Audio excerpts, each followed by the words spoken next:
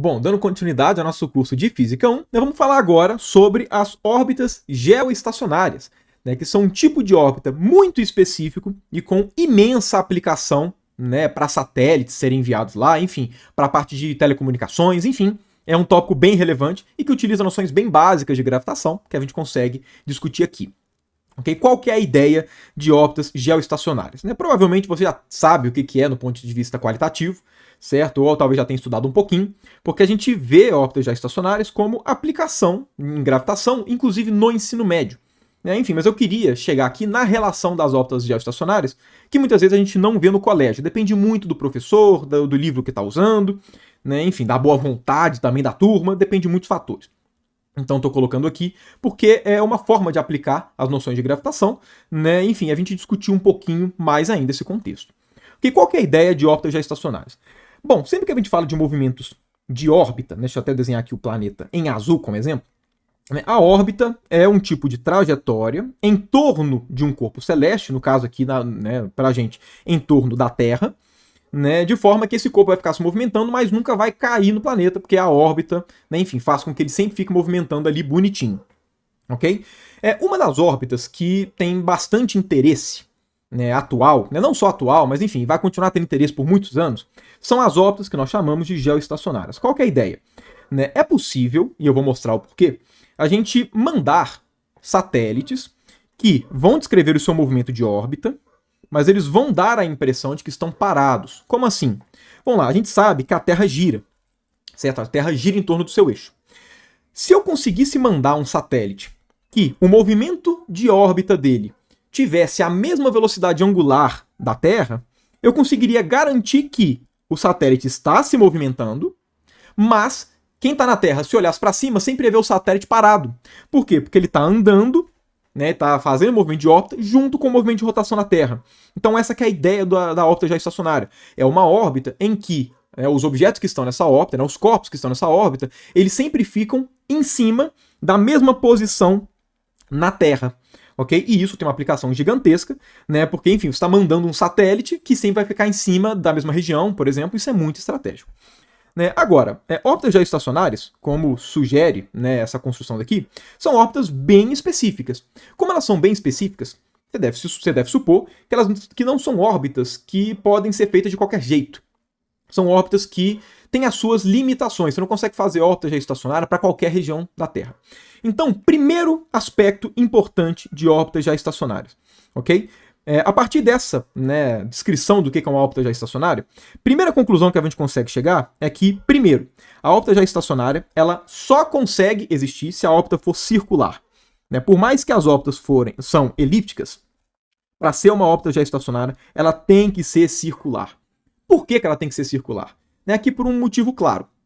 Okay? Vamos lá, quando a gente vamos pegar a energia mecânica. Imagina que você jogou um satélite e você vai colocar ele em órbita. Energia mecânica, meio de mv² menos g mzão, mzinho, dividido por r² não, só dividido por r.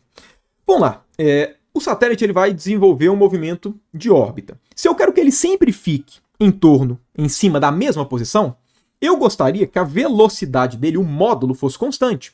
Certo? Por quê? Porque a Terra gira a uma velocidade constante. Então ele tem que acompanhar essa rotação da Terra. Então o módulo da velocidade desse satélite não pode mudar, tem que ser sempre constante. Agora, para esse cara ser sempre constante, eu tenho que fazer então com que esse R seja sempre constante. Ou seja, o satélite sempre tem que estar à mesma distância do centro da Terra. Se a órbita for elíptica, né, e não for circular, nossa, aqui ficou horrível o desenho, né? Mas enfim, se for uma órbita elíptica, perceba, neste ponto da órbita, ele vai estar mais próximo. Então o R é menor. Se o R é menor, significa que essa fração daqui é maior. Então, como tem um menos, ela é mais negativa. Então, a energia cinética é maior. Ou seja, aqui ele movimenta mais rápido do que aqui. Aqui ele vai ficar mais devagar, por quê? Porque a distância para a Terra é maior, logo, esse cara daqui é maior, então essa fração fica menor, mas ela fica menos negativa por conta do sinal. Consequentemente, esse cara daqui vai ter que ser menor para que a energia seja conservada. Ok? Isso é uma relação até bem simples a gente pegar, enfim, é uma análise bem ensino médio mesmo. Então, se a gente quer manter a velocidade constante, para que ele seja geoestacionário, tem que ser circular. Porque em uma órbita circular, essa distância é o raio da órbita, sempre constante, energia potencial não vai variar. a energia mecânica se conserva, porque a força gravitacional é conservativa, então a energia cinética mantém a mesma, então tudo certo. Então, o primeiro aspecto tem que ser uma órbita circular. Segunda característica desse tipo de órbita, ela tem que acontecer na linha do Equador. Okay? Se você tenta fazer, né, um satélite geoestacionário que não vai estar descrevendo uma órbita exatamente em cima da linha do Equador, ele não vai ser geoestacionário. Entender o porquê disso é relativamente simples, pelo seguinte, né, vamos lá, imagina que esse pontilhado daqui é o eixo de rotação. Então, a Terra está girando em torno desse eixo, ou seja, esses dois pontos daqui correspondem aos polos, né, da Terra. Vamos lá, como eu mostrei para vocês há alguns vídeos, pelo teorema das cascas esféricas, toda vez que você quer medir a força gravitacional que algum corpo celeste esfericamente simétrico exerce em um corpo qualquer de massa m, você pode supor que toda a massa do corpo celeste está concentrada no seu interior e tratá-lo como se fosse um corpo pontual. O que isso traz de consequência para a gente? Pelas leis de Kepler, as órbitas são elípticas e uma elipse é uma figura plana. Então, as órbitas sempre se dão em um plano, que é o que a gente chama de plano de órbita. Eu, inclusive, vou provar isso, né, com mais ênfase e mais rigor na aula de rotações, quando a gente falar de momento angular. Okay? Mas, enfim, né, as órbitas elas se dão em um plano. Levando em conta que, né, o teorema das cascas, né, esféricas falam para a gente que a gente vai tratar o planeta como se fosse um ponto. Então, necessariamente, se eu for fazer alguma órbita de algum satélite em torno da Terra, essa órbita tem que, o plano de órbita, no caso, ele tem que compreender o centro do planeta. Ou seja, eu não consigo fazer uma órbita desse jeito daqui, ó. Não existe uma órbita desse jeito. Um exemplo de órbita possível seria essa daqui, né? Vamos lá, imagina que foi essa elipse daqui, e aí quando você pega, né, o interior dessa elipse, realmente esse ponto daqui, né, o centro do planeta, faz parte do interior dessa elipse. Essa sim seria uma órbita plausível. O plano de órbita sempre tem que passar pelo centro do planeta, né, por conta do teorema das cascas esféricas, né, das cascas de Newton. Agora, olha só, um satélite geoestacionário não é um satélite que sempre fica em cima do mesmo ponto da Terra.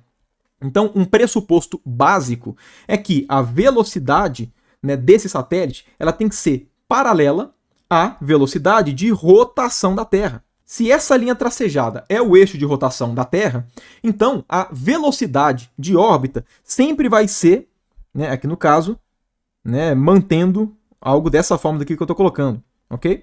E percebam, a única forma da gente ter um satélite, né, em uma órbita que vai ter a velocidade paralela, aqui no caso, né, a velocidade de órbita da Terra, é se essa órbita acontecer exatamente no Equador. Se o satélite quer acompanhar a rotação da Terra, ele tem que fazer esse acompanhamento em cima do Equador, ok? Então, enfim, esses são os dois requerimentos, no caso, para uma órbita geoestacionária, ok? E aí, né, o que eu pretendo fazer com vocês nesse vídeo é determinar qual é a característica dessa órbita, né? Ou seja, beleza, a gente sabe que é circular, sabe que tem que estar no Equador, mas dado que eu quero uma órbita com um certo raio, a uma certa distância da Terra, qual que é a velocidade que o satélite tem que ser mandado para que essa órbita seja estável, ok? Para caracterizar uma órbita, você precisa basicamente de duas coisas, né? Você precisa falar qual que é a distância que o satélite vai estar e qual que vai ser a velocidade dele de órbita. E é exatamente isso que eu vou fazer com vocês nesse vídeo, né? É uma coisa bem simples, mas eu acho que é legal para a gente treinar um pouquinho,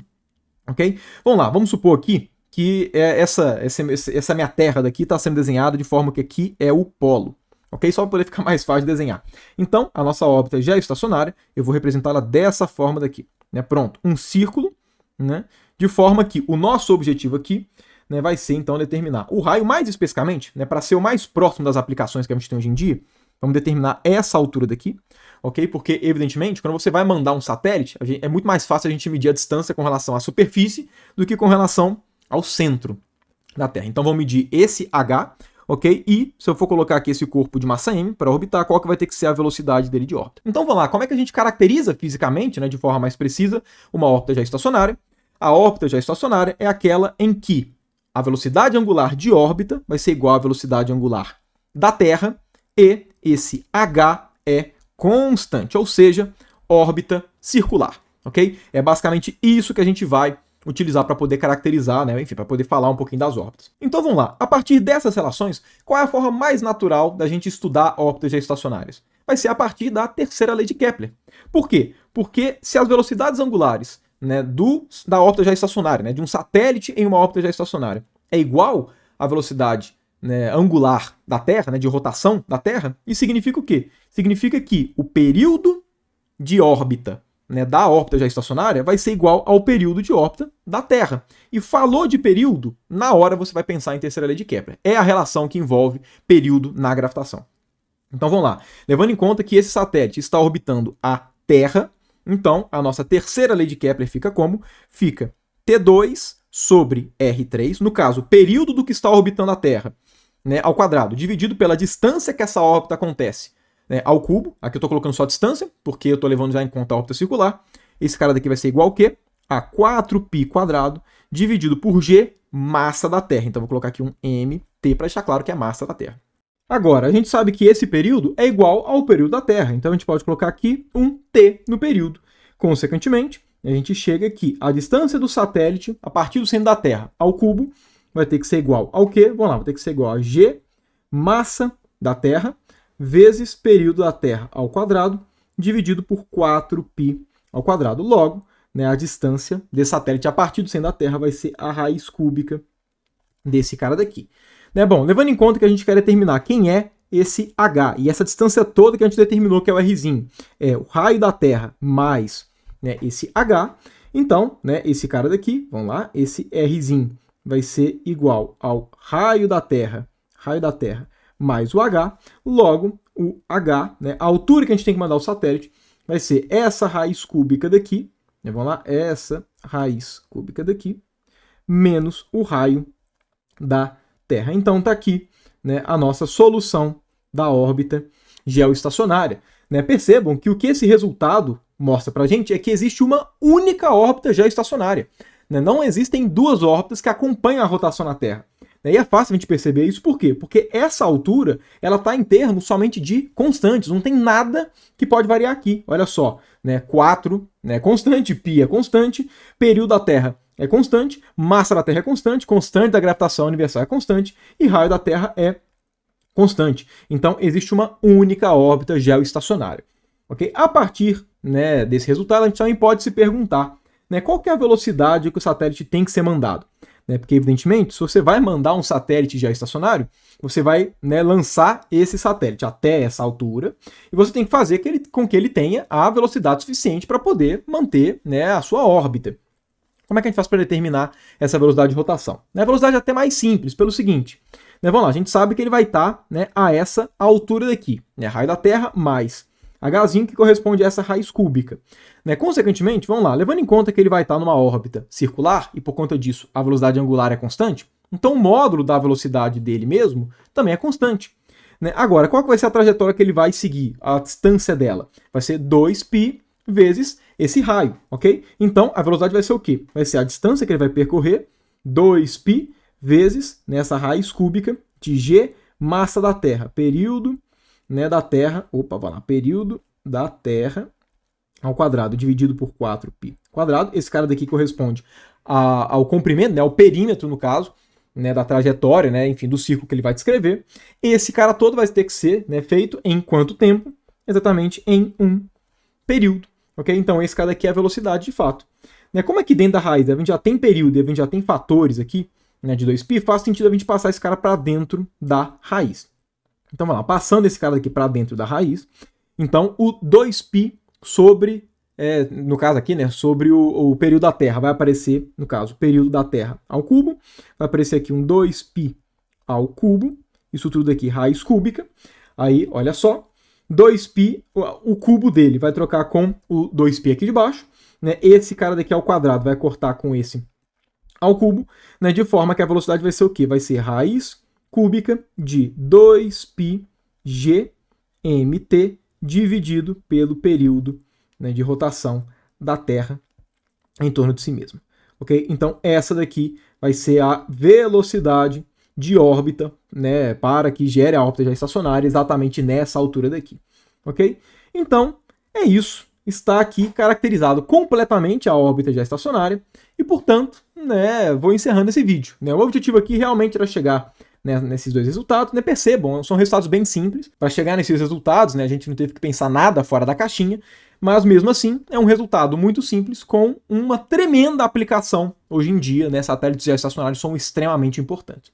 Mas então, é isso, né? Vou encerrando o vídeo de hoje e volto com vocês no próximo vídeo, né, que vai ser sobre força de marés, para a gente ver mais uma aplicação bem interessante, né, da gravitação universal.